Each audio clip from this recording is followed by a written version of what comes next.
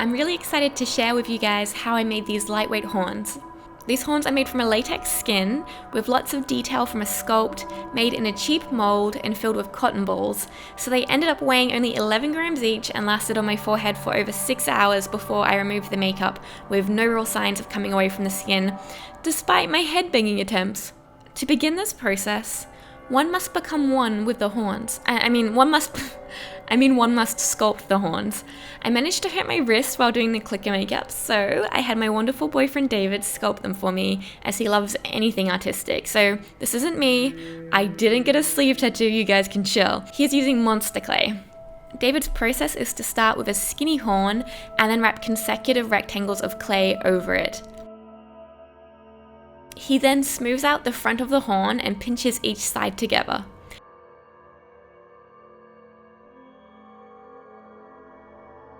The last step is detailing the horn. A great way to get subtle detailing is to wrap the sculpt in cling wrap and then use a tool through this.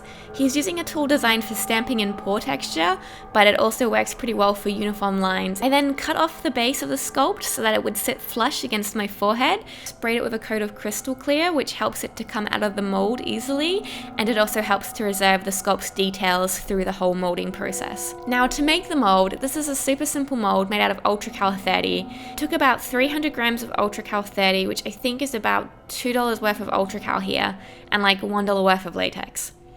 I'm using wet clay, which is a water-based clay, to build walls around my horn, trying to get as close as I can to exactly halfway up the sculpt, and pressing it into the monster clay so that none of the UltraCal leaks through to the other side. I measured out my UltraCal 30 in water. It's 40 parts water to 100 parts UltraCal. You'll find that mathematics is pretty useful to know when doing practical makeup effects. I dumped the UltraCal into the water, and at this stage I realized I'm an idiot and I forgot to put keys into my mold walls. I also forgot that I needed it to have a hole where the base of the horn is so I could pour the latex into the mold. So the UltraCal doesn't start going off until you mix it, so it's just chilled to the side while I use the end of a round object to get us some keys so that the two halves of the mold can fit back together exactly after the molding process. I then cut a hole in front of the base of the horn to think about having a hole to pour latex in, but I realized it's a mold and so I'm supposed to be working in like the negative, so cutting a hole there would actually make the UltraCal seal it up and not have a hole. So I filled the hole back up and I put a chunk of clay over the base so that there would be a hole in the mold, because none of the UltraCal can now seal off that end or base. I mixed up the UltraCal with a glove and my fingers to feel all the lumps, and then using a disposable 1-inch chip brush, I paint on the first detail coat. I kept on applying layers, giving it a couple of minutes to start to thicken between each layer. On the last layer, I smoothed out some of the detail with my fingertips, and when the mold is in that last stage of setting, you can get a rag and just really buff out that UltraCal to get a really nice smooth finish. Once that had set and cooled down, I flipped it over and took out the clay wall. I put Vaseline over the exposed UltraCal so that it wouldn't stick to itself, and then I built up walls around the outside of this again. I got confused because I should have built them up higher beyond the mold wall edge to help keep it all clean and in line, but building it up just to the edge just makes it confusing about where the real edge is when slapping on the UltraCal. So I ended up taking off the clay wall to see where the real edge was and just cleaned off the edges of any drips. So I followed the same process as I did on the other half, and once it was set, I opened it up and cleaned out the clay, and that came out pretty easily. Now these two pieces connect back really easily with those keys, and I just put a couple of elastic bands around the outside to keep it tightly together. Then I poured in a layer of latex, spilled it around the mold to make sure it was getting into every nook and cranny, and then poured out the excess. I left it to dry for a few hours and then repeated this step, and then I left it to dry overnight to make sure it was fully dried all the way through. The stone mold is porous enough to help suck out any of the moisture in the latex and help it to dry quicker.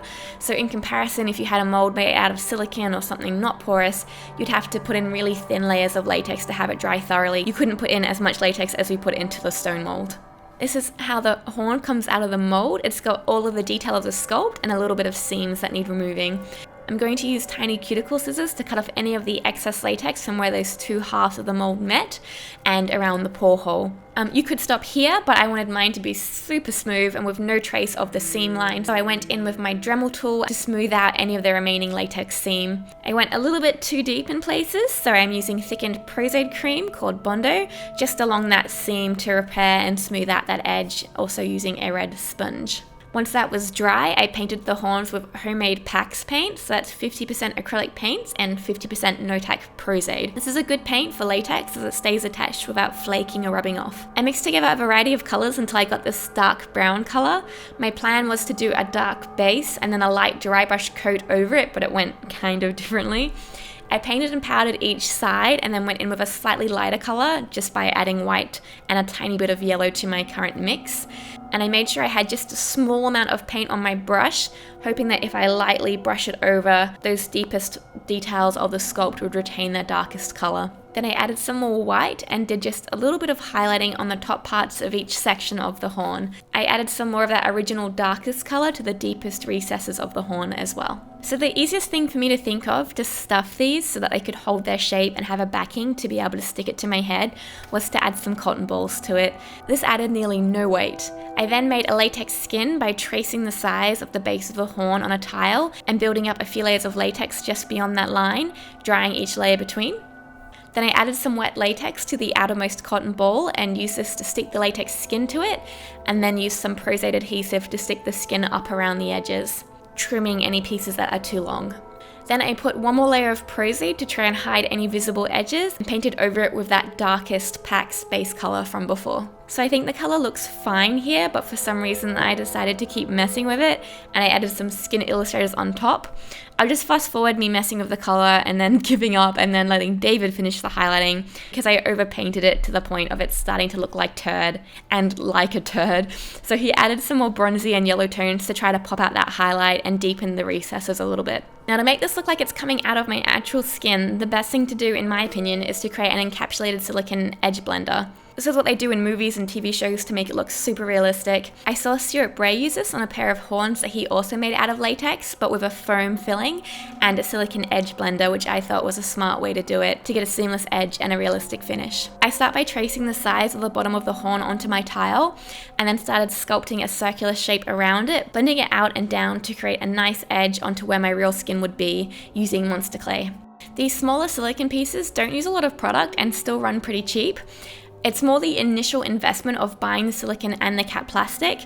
It'd be about $1 for the edge blender mold and about $1 more to fill it with the cap plastic, silicone pigment and deadener because you're only using tiny amounts of each. Anyway, so I put little balls of clay into the center of the hole to simulate that fatty, fleshy texture under the skin, and then used a little bit of naphtha just to smooth out those lumps and blend it in and smooth out the whole surface of the sculpt and the edge. You can also use isopropyl alcohol, it just takes a little bit longer as it's not as strong. Then I built up a little wall around the sculpt to be able to make it into a mold, leaving about a centimeter edge all the way around it, which is where our cap plastic edge is going to be. I gave it a little spritz of mold release and then mixed up a small amount of Platsil Gel 10 silicone, poured a little bit of this over the sculpt and then used my finger to press it into the detail very gently just to help get out any air bubbles, and then poured in the remainder of the silicone and left it for about 30 minutes to cure. So you want it to be completely covering your sculpt and then a few millimeters above it. Once that was done, I removed it from the tile and gently scraped out any of the clay stuck inside and then trimmed any excess silicone from around the edges. I'm using a mix of 50/50 Mold Life Super Baldies cap plastic and 99% isopropyl alcohol. This is a thick cap plastic mix and I'm going to be brushing it on, making sure not to let it get too thick or pool in the deepest parts of the mold. I leave this to dry between layers and the timing is dependent on the temperature of your room, and I repeat this until I have 3 layers. I made just one mold for each prosthetic, so for the horns, for the edge blenders, and for the cheek prosthetic that I used in my demon makeup, just because it's going to be symmetrical sides. Then to fill both my horn mold and my cheek mold, I mixed up 7 grams Platsil Gel 10A, 7 grams Platsil Gel 10B, and 15 grams of deadener, and then 1 drop of light flesh tone silicone pigment, and I also added a little bit of flocking in blue, red, and green, but that's more me experimenting and playing. You don't need to add flocking to your silicone mix. Mix it all together thoroughly and then load up each mold with the silicone. Then using a flexible metal filling knife, gently drag it across the surface to get a smooth, flat surface free of excess silicone. I do this twice. Then using a cotton tip dipped in naphtha, I run this over the cap plastic edge where there shouldn't be any silicone and try to remove any trace amounts of silicone sitting there still. I left that to cure for 30 minutes and then gently removed it from the mold with a powder brush and some baby powder because the deadener makes it kind of sticky, so that powder helps. And there you have it, lightweight, detailed horns with nicely blended out edges. To check out the application, see my demon makeup tutorial here.